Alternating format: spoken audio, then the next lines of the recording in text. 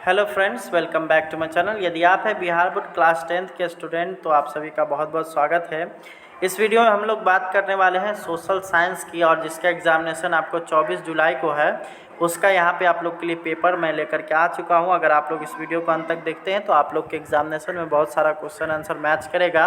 तो चलिए स्टार्ट कर लेते हैं वीडियो और आगे की तरफ बढ़ जाते हैं। तो यहाँ पर आप लोग देख सकते हैं, यहाँ पे जो है आप लोग को 50 प्रश्नों में से 40 का आंसर करना है। पहला क्वेश्चन है, दक्षिण अफ्रीका से गांधी जी किस वर्ष भारत आए थे? तो 1915, यानी ऑप्शन नंबर सी। अगला है, आर्म्स एक्ट किसने लागू किया था? तो लॉर्ड लिटन ने। अगला है, राष्ट्रीय श्रम आयोग की स्थापना किस वर्ष हुई थी? तो 1948 में। अगला है, 10 घंटे का आंदोलन कहाँ चला था? तो ये हो जाएगा ऑप्शन नंबर ए, यानी कि इंग्लैंड में। हो ची मिन का शाब्दिक अर्थ क्या है? तो पथ प्रदर्शक, यानी कि ऑप्शन नंबर सी। अगला है, संयुक्त वियतनाम का गठन किस वर्ष हुआ था? तो 1974 में। अगला है, चार्टिस्ट आंदोलन कहाँ हुआ था? तो ब्रिटेन में। अगला है, कार्ल मार्क्स का जन्म किस वर्ष हुआ था? तो 1818 में। अगला है, जर्मनी के एकीकरण के लिए बिस्मार्क ने कितने युद्ध किए? तो हो जाएगा आपका ऑप्शन नंबर सी, यानी कि 3 युद्ध। अगला है, वियना कांग्रेस में कौन राष्ट्र सम्मिलित नहीं था? तो ये हो जाएगा ऑप्शन नंबर बी, यानी कि रूस। अगला है, भारत में डीजल इंजन कहाँ बनते हैं? तो ये हो जाएगा ऑप्शन नंबर ए, यानी कि वाराणसी। अगला है, सलेम किस राज्य में है? तो ये हो जाएगा आपका ऑप्शन नंबर डी, यानी कि तमिलनाडु। मूंगफली का सबसे बड़ा उत्पादक राज्य कौन है? तो ये हो जाएगा ऑप्शन नंबर सी, यानी कि गुजरात। अगला है, महाराष्ट्र किस फसल की खेती के लिए प्रसिद्ध है? तो ये हो जाएगा आपका ऑप्शन नंबर बी, यानी कि कपास। अगला है, निम्न में से कौन आणविक शक्ति का केंद्र है? तो यहाँ पे हो जाएगा आपका ऑप्शन नंबर डी, यानी कि नरौरा। अगला, भारत में लगभग कितने लोग खनन कार्य में लगे हुए हैं? तो यहाँ पे जो है लगभग 16 लाख लोग हैं, यानी ऑप्शन नंबर सी। अगला, निम्न में से कौन वन्य जीव नहीं है? तो इसमें देखिए, वन्य जीव ऐसे जीव को कहते हैं जो जंगल में रहता है और उसको जो है पाला नहीं जाता है, या उसको बहुत कम मात्रा में पाला जाता है। तो यहाँ पे हो जाएगा गाय, यहाँ पे वन्य जीव नहीं है। अगला है, भाखड़ा नंगल बांध किस नदी पर है? तो ये हो जाएगा आपका ऑप्शन नंबर बी, यानी कि सतलज नदी पर। अगला हम लोग देखेंगे तो बिहार में प्रायः कैसी मिट्टी पाई जाती है? तो हो जाएगा आपका ऑप्शन नंबर सी, यानी कि जलोढ़ मिट्टी। अगला है, इनमें कौन मानव कृत संसाधन है? तो इसमें जो आपको दिया गया है, जैसे सड़क है, नदी है, वन है, खनिज है, तो इसमें सड़क ही है जो मानव के द्वारा बनाया गया है, तो इसलिए इसका 20 का ऑप्शन नंबर ए हो जाएगा। अगला है, सुनामी किस भाषा का शब्द है? तो ये हो जाएगा आपका जापानी भाषा का। सुनामी की जो उत्पत्ति हुई है वो जापान से हुई है। अगला यहाँ पर है, निम्न में से कौन प्राकृतिक आपदा है? इसमें पूछ रहा है आप लोग का प्राकृतिक आपदा, तो इसमें एक भी आपका आपदा नहीं है। तो यहाँ पे प्राकृतिक दंगा जो है वो भी मानव जनित है, आतंकवाद भी मानव जनित है, महामारी जो है वो भी जो है क्या है, एक तरह से क्या बोलते हैं, मानव जनित ही आपदा है। तो इसलिए इसका कोई भी ऑप्शन सही नहीं होगा। अगला है, भारत में आपातकाल किस वर्ष लागू हुआ था? तो 1975 में, यानी ऑप्शन नंबर ए हो जाएगा। अगला यहाँ पर है, भारतीय जनता पार्टी के प्रथम अध्यक्ष कौन थे? तो ये हो जाएगा आपका ऑप्शन नंबर बी, यानी कि अटल बिहारी वाजपेयी। वो भारतीय जनता पार्टी यानी कि बीजेपी के जो पहले अध्यक्ष थे। अगला है, मुख्य निर्वाचन आयुक्त की नियुक्ति कौन करता है? तो ऑप्शन नंबर सी हो जाएगा, यानी राष्ट्रपति। अगला है, यूरोपीय संघ का मुख्यालय कहाँ है? तो यूरोपीय संघ का मुख्यालय है ब्रुसेल्स में। अगला है, सोवियत संघ का विघटन कब हुआ? तो ये हो जाएगा ऑप्शन नंबर डी, यानी कि 1991 में। अगला है, नर्मदा बचाओ आंदोलन किससे संबंधित है? तो ये हो जाएगा आपका ऑप्शन नंबर ए, यानी कि पर्यावरण से। अगला है, यहाँ पर है, राष्ट्रीय पुनर्वास नीति कब लागू हुआ था? तो ये हो जाएगा आपका ऑप्शन नंबर सी, यानी कि वो 2003 में। अगला है, यहाँ भारत एक राष्ट्र है, तो भारत एक धर्मनिरपेक्ष राष्ट्र है। अगला है, नगर निगम के प्रधान को क्या कहा जाता है? तो महापौर, यानी ऑप्शन नंबर ए। अगला, भारत में कितने राष्ट्रीय बैंक है? तो 19 हो जाएगा ऑप्शन नंबर बी।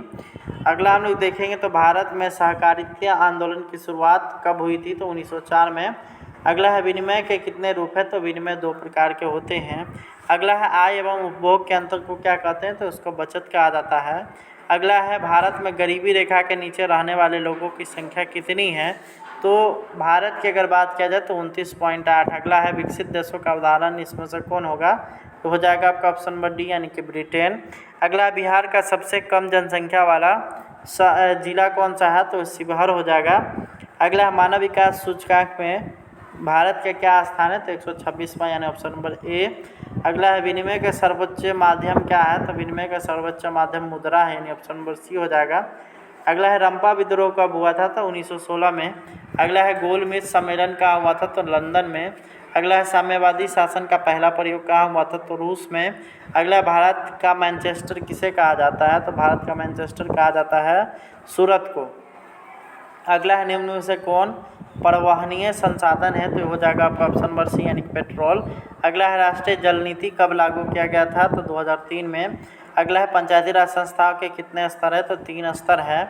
अगला है चिपको आंदोलन का प्रारंभ किस राज्य में हुआ था, तो उत्तराखंड में। ठीक है, अगर जिस समय ये हुआ था उस समय वो जो है उत्तराखंड ना होकर के उत्तर प्रदेश होता है, तो आपका अगर वहाँ पे उत्तर प्रदेश अगर भी ऑप्शन में रहे तो आप लोग उत्तर प्रदेश में भी टिक मार सकते हैं।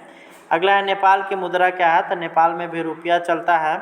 और भारतीय रिजर्व बैंक की स्थापना कब हुई थी, तो 1935 ईस्वी में। तो ये है आप लोग के लिए 50 क्वेश्चन, जिसमें से आपको मात्र 40 का आंसर करना था। और ये जो क्वेश्चन है वो आप लोग का एक तरह से प्रैक्टिस सेट है। ओरिजिनल पेपर आप लोग के एग्ज़ाम से 1 से 2 रोज पहले मिलेगा। तब तक आप लोग टेलीग्राम से जुड़ जाइए, क्योंकि वहीं पे आप लोग को सारा ओरिजिनल पेपर मैं सबसे पहले डालूंगा, जहां से आप लोग डाउनलोड कर करके और आराम से एग्ज़ामिनेशन में जा सकते हैं।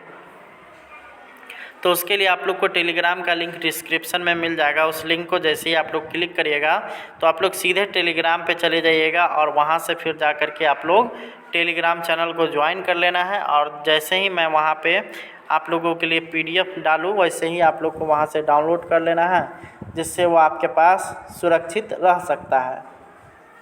तो यही था आप लोग के लिए वीडियो। एक बार मैं आप लोग को फिर से दोहरा देता हूँ। यहाँ पे आप लोग को एग्जामिनेशन में आप जाइएगा तो आपको 1 से 50 तक क्वेश्चन लिखा हुआ मिलेगा। अगर 1 से 50 तक नहीं है तो 1 से लेकर के 48 तक तो 100% मिलेगा, जिसमें से आप लोग को मात्र 40 क्वेश्चंस का आंसर करना है। और उन 40 क्वेश्चन के अलावा आप लोग को और भी अन्य क्वेश्चन की आंसर करने की आवश्यकता नहीं रहेगी। ऑब्जेक्टिव की बात किया जाए तो उन 40 क्वेश्चन का जो है मैंने यहाँ पे जो है इस क्वेश्चन पेपर में 50 क्वेश्चन है, जो कि पिछले साल का क्वेश्चन है।